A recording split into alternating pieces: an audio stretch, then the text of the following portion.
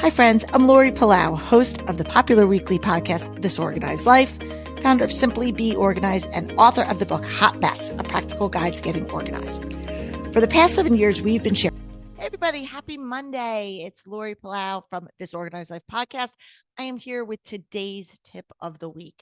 And before we get into it, I just want to remind you guys that if you are not already subscribed for our weekly updates, to make sure that you click on the show notes to get that. So you can also visit our website at simplybeorganized.com. And up there, it says, get weekly tips delivered right to your inbox. We send out a written transcript or summary of each episode. So if you're somebody that just pops in your earphones, whatever, every now and again, but you don't want to miss any important episodes that might really speak to you, definitely make sure that you get on our email list. We also send out updates about things that are going on, events, all the other happenings. So make sure, if you're not already, subscribe to our newsletter. Obviously, if you're listening, you're probably subscribed to our show, which is yay. Thanks so much. But make sure that you sign up to get our email information. And as somebody who cannot stand email clutter, I can assure you I am not going to just be sending stuff for the sake of sending it. So just there's that. Okay.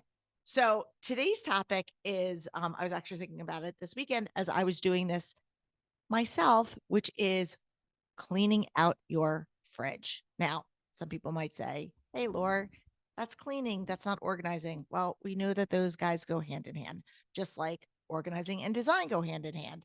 So cleaning is part of that whole process. I think, once you empty all of your stuff, it would be wise for everybody to clean it. So whether that is vacuum, sweep, wipe it down with a Clorox wipe, or a damp cloth, whatever it looks like, whatever space you're organizing, I always think to clean it. But again, we're not doing a big broad stroke episode on that. We're just going to talk about the fridge because I decided this past weekend, my fridge needed a deep clean.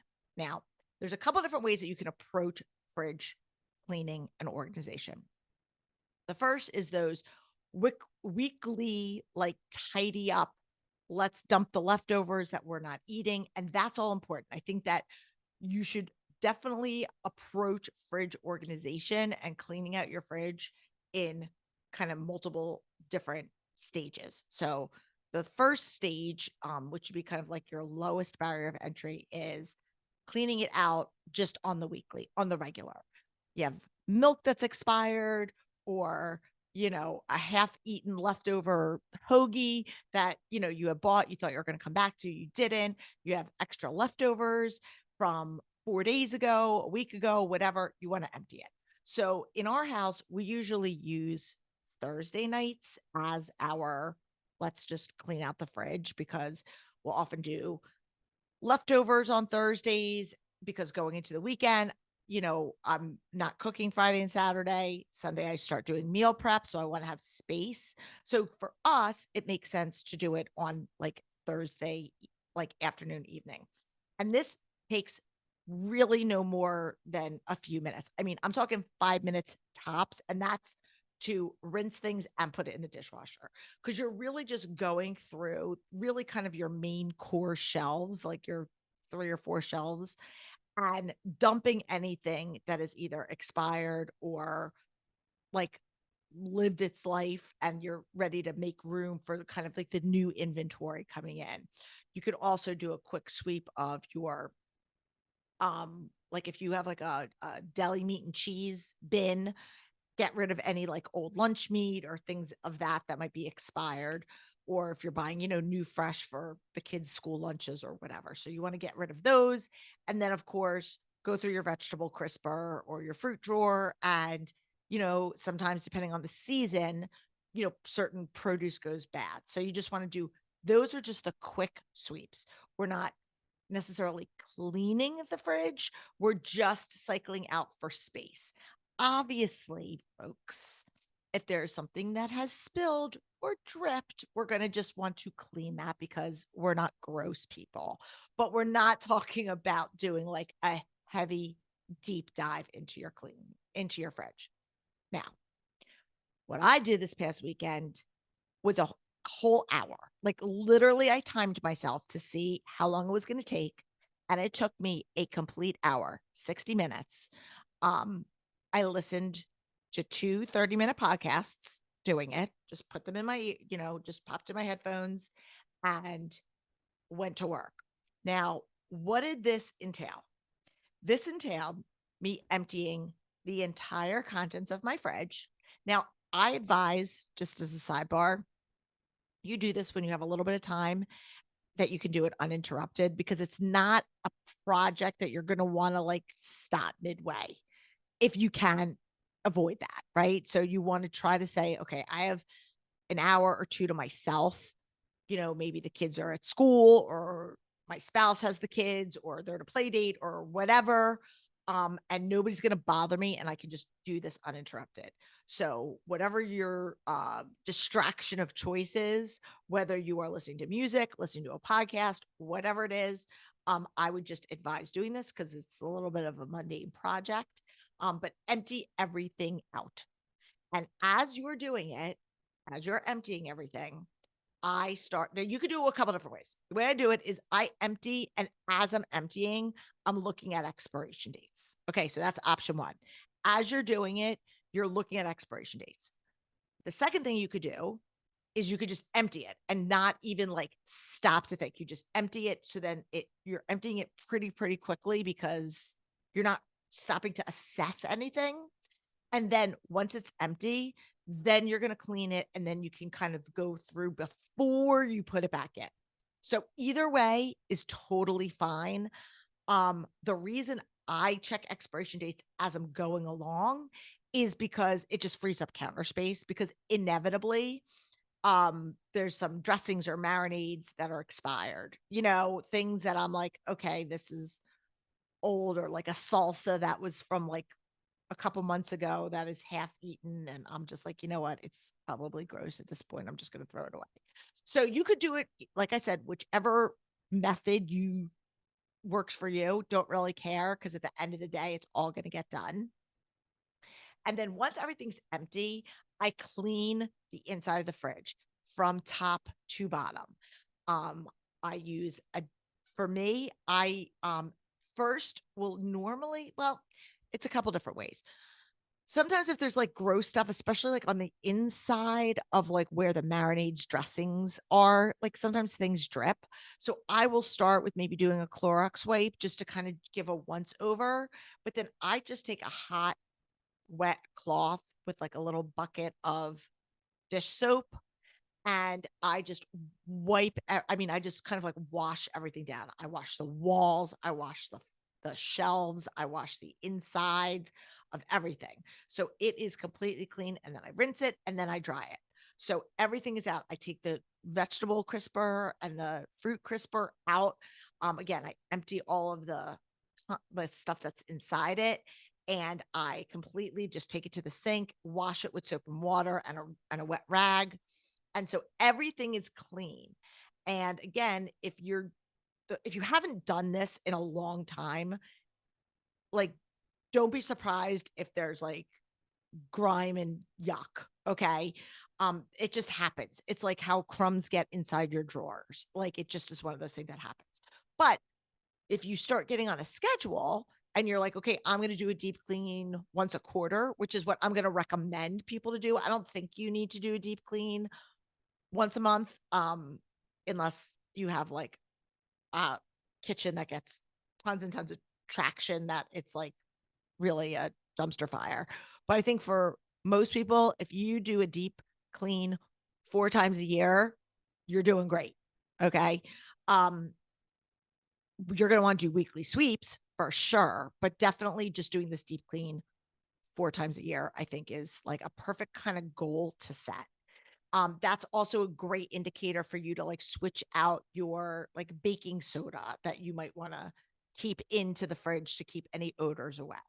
And that also allows you for the things that aren't like super quick perishable, like a lunch meat or fruits and vegetable, but those things like, again, marinades, sauces, other things that maybe sit in your refrigerator, for you to just take inventory and go through the expiration dates. So let's assume you've now washed, cleaned your fridge, right? So now there's no more like grime yuck. Then you can go through and start looking at what's going, like what has expired. And what I like to do is I like to keep either my phone handy or just a like a pen and paper, sorry, handy, so that, let's suppose something that I have that I want to use or I want to is expired, I can just write down like, oh, get another one of these, whatever that is. So just keep some sort of ability for you to take an actual note down to know to add that to a grocery list if you want to replenish that. And then go through, and if there's stuff that is, again, like your ketchup bottle got dripped on, like take the extra couple minutes to just clean it. Like you want to, again, you're giving your refrigerator like a fresh look is what you're doing. And so, especially if we have kids, I understand stuff gets messy, gets grimy.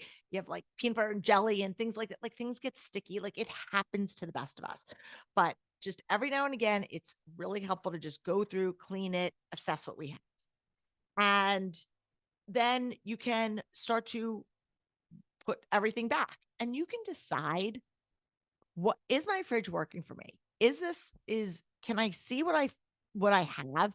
Or are you going, oh my God, I completely forgot I even had this because it was shoved so far in the back of my fridge. I, people ask me all the time about fridge like organization products. I have a couple turntables that I have in the back for condiments and things that are just easy. Those like little, I use the 9-inch ones because they're small and I can wipe them down and they're great. And I also have a bin for my eggs. That's what I use. And then I actually have a bin for all of Josh's vegan stuff, not all of it, but a lot of it. So I can just corral his vegan stuff so he can see right in a bird's eye view. He can either pull that bin out if he wants to see what he has, or, it just keeps everything separated so that he doesn't have to sort through. So if like I keep his vegan cheese and his vegan mayo and all of that, he's got this like vegan station. And you can do this for anybody if they have a specific, like a nut allergy or gluten allergy or something else that you want to just keep their stuff separate. That's a great way to like kind of just bin it and keep their stuff corralled. And I'm a huge fan of labeling also. So don't be afraid to like label a shelf, label a drawer, label a bin, because again, you want people who are accessing your refrigerator to be able to find what it is that they're looking for, which leads me to the what I like to use for leftovers in my fridge. So I'm a big glass storage container person. I This is totally free endorsement, but like I use Snapware. I buy it on Amazon. Like you can buy it wherever. Um, and it comes in a variety of different sizes. And then I take 3M's label roll, which is basically like a post-it, but it looks like a tape dispenser. Okay. So picture a post-it in a tape dispenser. That's really what a label roll is. And again, this is totally not a sponsored post. But I buy those and I keep it in my like command center drawer, which is right in my kitchen. And I label our leftovers.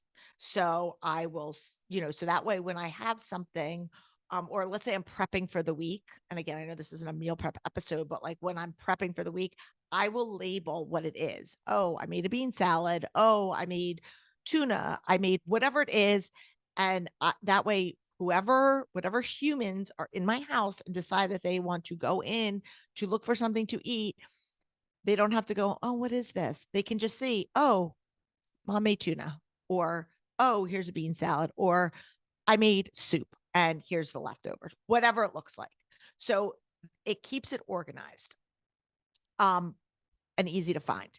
And then the last thing that I want to say is about how you can zone your fridge. So again, not a right or wrong way, but I like to like most things, keep like with like. So I will keep, sort of my dressings and marinades together. I will keep, other little like condiments and things in one area. I will keep beverages in one area. I keep fruit on the same shelf unless it's in the crisper. Um, I will keep my salad stuff in one area. And then I usually have um like a specific area for leftover or prepped food so that I know where, again, it's up at the front so I can see it. And we kind of just rotate things around. Now, again, your fridge isn't overly big, a standard fridge. You should be able to find what you're looking for. And it really is a matter of just saying, if I know that the stuff is certain places, I know that might usually keep leftovers on the second or third shelf. That's where you're going to look for it. People, we are creatures of habit. So we want to start establishing these good habits that are simple, whatever that's going to look like for you, so that when you want to find what you're looking for, you know where to go. And people don't have to be like, I didn't know we had that, or I didn't know where to look for that. That is the whole purpose of doing this. So, if your fridge needs some TLC, I encourage you to go and make this um, put it as something on your to-do list. You can wait for, a rainy Saturday. You could do it on a sunny Tuesday. Doesn't really matter to me. Again, all we want to do is create simple pathways for you to live an organized life. And let's start with the fridge. So that's it for today's tip of the week. I hope you liked it. If you did, please do us a favor. We really, really appreciate it if you would share this episode with a friend. Our show grows exclusively through word of mouth. You guys are our best marketing tool, and we so appreciate each and every time somebody downloads and listens to our episode. If you want to leave us a review, tell us what you think of our show. We do read and we do appreciate them. So please, if you have something nice to say, we would love to hear it. And again, like I said at the top of the episode, if you want to get a weekly reminder of our episodes, make sure that you just go on and click the subscribe to get on our email list. And that way you'll get a reminder each and every Monday that a new show is out, and same on Thursdays. So until next week, I am Lori Palau. I'll see you next week for another episode of This Organized Life.